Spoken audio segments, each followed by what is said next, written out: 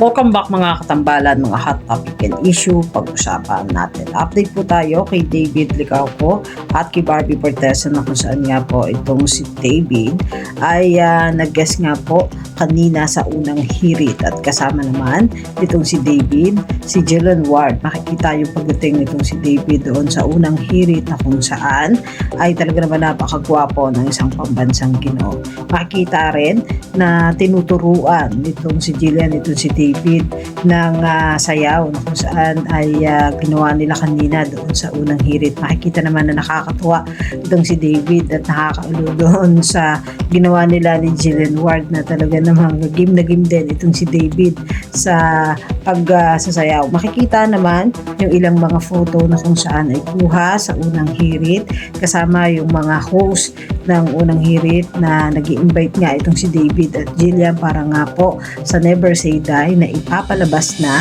mamaya GMA Prime na kung saan ay mala action drama series ang aabangan natin kay Jillian Ward at kay David Licauco. Samantalang si Barbie Fortesa naman po kahapon ay nag-post naman sa kanyang social media account at makikita nga na hindi nakapag morning run itong si Barbie. Kaya naman nag-post na lang siya na pupunta sa grocery. Barbie din ay nag-post din na nagpalinis ng kanyang kuko sa Fosh Nail.